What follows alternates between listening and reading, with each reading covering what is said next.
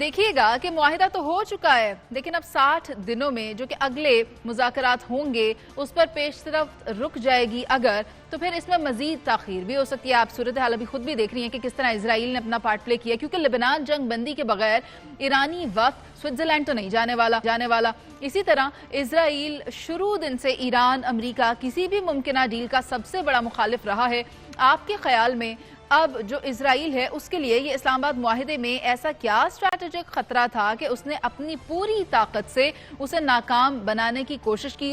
لیکن وہ کامیاب ہو نہیں سکا؟ مگر آنے والے دنوں میں آپ کو کیا لگتا ہے کہ ہوگا کیا؟ دیکھیے، پہلی بات تو یہ ہے کہ یہ ایک چھوٹا معاہدہ نہیں ہے، یہ ایک چھوٹا فریم ورک نہیں ہے۔ یہ فریم ورک ایسا فریم ورک ہے جو ایران کو اس کے 43 سال کے بعد واپس بین الاقوامی سسٹم کے اندر واپس رواں کرے گا۔ اس کا مطلب یہ ہے کہ امریکہ کی طرف سے جو سینکشنز عائد تھی، چاہے وہ اقتصادی تھیں، چاہے وہ عسکری تھیں، وہ سب تحت دہ اٹھیں گی۔ اور اس کا یہ بھی مطلب یہ ہے کہ جو $300 بلین کا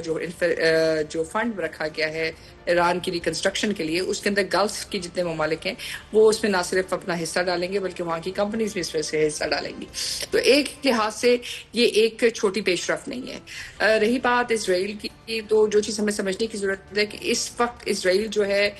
نہ تو اس کا حصہ ہے براہ راست، اگرچہ وہ امریکہ کی ذمہ داری میں ہے۔ اسی طرح جو لیبنان کے اندر جو باقی گروپس ہیں وہ بھی آزاد ہیں، اور لیکن وہ ایران کے اثر و رسوخ میں ہیں۔ تو اصل مسئلہ اس وقت اسرائیل یا لیبنان کا نہیں ہے، اصل مسئلہ یہ ہے کہ جو ایران کو واپس بین الاقوامی تیل کی منڈی میں لانا، بین الاقوامی تجارت میں لانا، اور پھر امریکہ کی جو تجارتی اہداف ہیں جس میں یعنی کہ ڈالر کی جو آپ ایک طرح سے کہہ سکتے ہیں اہمیت ہے، اس کو بحال رکھنا اور اس کو آئندہ 10 سالوں کے لیے جو ہے ایک طرح سے سکہ بند طریقے سے اس کو کروانا، اس کے اندر یہ ڈیل جو ہے کلیدی کردار ادا کرے گی۔ کیونکہ اگر آج اسٹیٹ آف ہارمز جو ہے نہ کھلتی اور یہ ڈالر کے بجائے آپ کو یوان میں یہ ٹریڈنگ ہوتی، یا یہ ایک بٹ کوائن کے تھرو ہوتی یہ ٹریڈنگ، تو ایک طرح سے ایک بہت بڑا دھچکا لگتا امریکن ڈالر کو اور بین الاقوامی تجارت میں اس کی جو انپریسیڈنٹڈ ایکسس ہے۔ تو یہ جو ڈیل ہے یہ در حقیقت امریکہ کی یونیپولر موومنٹ کی توسیع ہے، یہ ایران کی واپسی ہے بین الاقوامی سسٹم کے اندر، اور اس کے ساتھ ہی ساتھ جو اس سے پہلے جو ایکسپلوٹیٹو سسٹم تھا ایران کے اندر، جس میں امریکن سینکشنز تھیں، برطانیہ کی اور فرانس کی جو آئل کی کمپنیز تھیں اور یو اے ای کی جو کمپنیز تھیں، وہ سینکشنز کے باوجود تجارت کر رہی تھیں اور وہ فائدہ اٹھا رہی تھیں۔ تو یہ ایک طرح سے اس آرڈر کی ریپلیسمنٹ ہے جو یقینی طور پہ جاری رہے گی، اور نیوکلیر پہ جو بھی ایشوز ہیں وہ آہستہ آہستہ ٹیکنیکل بیسس کے اوپر ریزالو ہوں گے۔ لیکن ایران کا بینکنگ سسٹم، ایران کی کنیکشن ٹو ڈالر سسٹم اور ایران کی واپس تیل کے اندر، بین الاقوامی تیل کے اندر ایک اہم کردار، یہ واپس اس پوزیشن پہ پہنچے گا جو اس سے پہلے نہیں تھا۔ ٹھیک ہے، ہمارے ساتھ امریکہ سے تجزیہ کار کوکب فرشوری صاحب ہیں، کیونکہ وہ خود وہاں پر موجود ہیں تو میں چاہتی ہوں کہ ان کی رائے لے لی جائے۔ آپ مجھے بتائیں کہ امریکہ میں رہتے ہوئے آپ کو کیا لگتا ہے واشنگٹن کا یا پھر وہاں کی جو ایڈیٹوریل پالیسیز ہیں، ایڈیٹوریل لکھنے والے ہیں، وہ کیا لکھ رہے ہیں پاکستان کے کردار کے بارے میں، اور واشنگٹن کیا سوچ رہا ہے پاکستان کے رول کے بارے میں اس تمام صورتحال میں؟ دیکھیے، اس کے دو حصے ہیں، جو یہاں کے تھنک ٹینکس ہیں یا جس طرح سے آپ نے بات کی، جو ایڈیٹوریل یہاں پر جو کمیونٹی، وہ لوگ جو جرنلسٹ کمیونٹی ہے جی، وہ لوگ جو صحافت سے وابستہ ہیں، جو تھنک ٹینکس ہیں، جو تحقیق کے لوگ ہیں، ان میں تو یقینی طور پر پاکستان کے اس کردار کو بہت زیادہ سراہا جا رہا ہے، اور یہ کہا جا رہا ہے کہ پاکستان نے اس میں بہت ہی متحرک کردار ادا کیا ہے، کیونکہ اس وقت جب کوئی بھی ملک عملی طور پر آگے بڑھنے کے لیے تیار نہیں تھا، کیونکہ ظاہر ہے امریکہ بہت زیادہ صدر ٹرمپ کی جانب سے اس نوعیت کے بیانات آ رہے تھے کہ وہ پوری کی پوری تہذیب کو ہی مٹا دیں گے، اور ایران بھی ظاہر ہے پوری طرح سے اپنے موقف پر ڈٹا ہوا تھا۔ ایسے میں کسی ملک کا ٹیمپریچرز کو نیچے لانے کے لیے کردار ادا کرنا بہت ضروری تھا، جو کہ پاکستان نے آگے بڑھ کے اس کو اپنایا۔ تو اس تناظر میں پاکستان کو بہت زیادہ مثبت انداز میں دیکھا جا رہا ہے۔ ظاہر ہے ایڈمنسٹریشن کی بھی طرف سے پاکستان کی آپ دیکھتی ہیں کہ جب بھی صدر ٹرمپ بات کرتے ہیں تو بہت ستائش کرتے ہیں جنرل عاصم منیر کی اور شہباز شریف کی، جو وزیر اعظم شہباز شریف اور general Asim Munir, field marshal Asim Munir کی۔ دوسرا پھر ایک ظاہر پولیٹیشنز کا معاملہ ہے، وہ لوگ ذرا ان کے اپنی کانسٹیٹوئنسیز ہیں وہ اس کو مد نظر رکھتے ہیں، لیکن اوور آل اگر آپ دیکھیں تو یہ پہلی مرتبہ ہے کہ پاکستان کو، ایک تو یہ کہ پاکستان اب ڈی ہائفنیٹڈ ہو گیا ہے، ماضی میں پاکستان کو انڈیا کے ساتھ اس تناظر میں دیکھا جاتا تھا، انڈیا کے پرزم سے دیکھا جاتا تھا، پھر افغانستان کے پرزم سے دیکھا جانے لگا، ایف پیک بن گیا، جو کہ ظاہر پاکستان کے لیے ایک مایوس کن صورتحال تھی. پاکستان چاہتا تھا کہ اس کا تشخص ایک انفرادی تشخص ہو، اسے ایک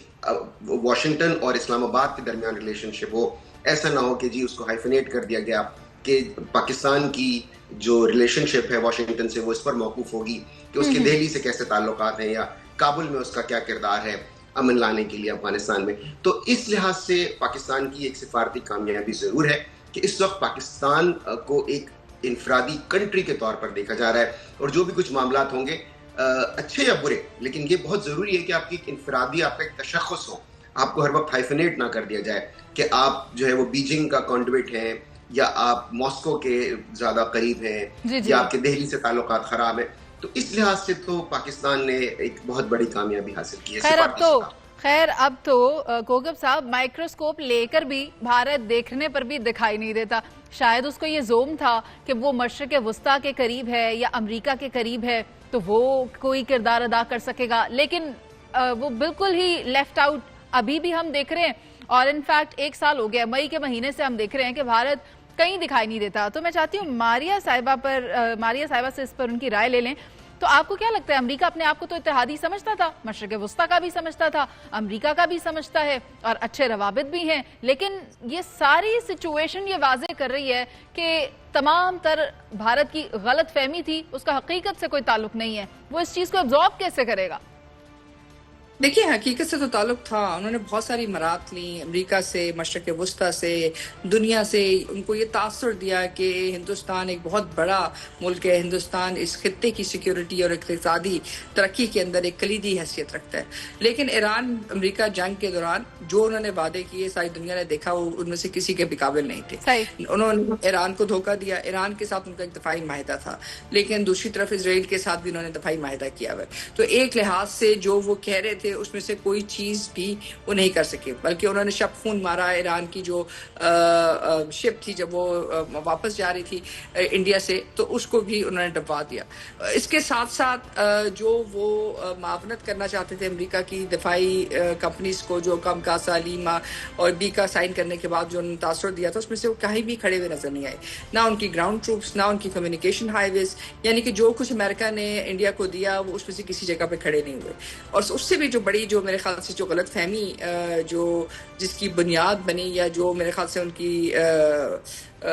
بدنامی کی شروعات ہیں، وہ مئی کی جنگ تھی کہ جب جنگ کے خاتمے کے لیے انہوں نے امریکہ سے مدد مانگی اور پریزیڈنٹ ٹرمپ نے جب کہا کہ میں نے مدد کی ہے تو اس کے اوپر انہوں نے اس کی نفی کی. اور اس کے ساتھ ساتھ ابھی بھی جو G7 میں گئے تو انہوں نے کہا کہ جی کوئی مسئلہ نہیں ہے، ہندوستان کے اگر کوئی مسئلہ ہوا کسی کے ساتھ تو ہم آپ کی مدد ضرور کریں گے. پھر یہ بھی کہا مودی صاحب کو کہ جی آپ شکل سے تو بہت معصوم لگتے ہیں لیکن ان کو عام نہ سمجھیں، یہ گجرات کے قاتل ہیں اور انہوں نے بہت سارے لوگوں کو مارا ہے اور قتل کیا ہے.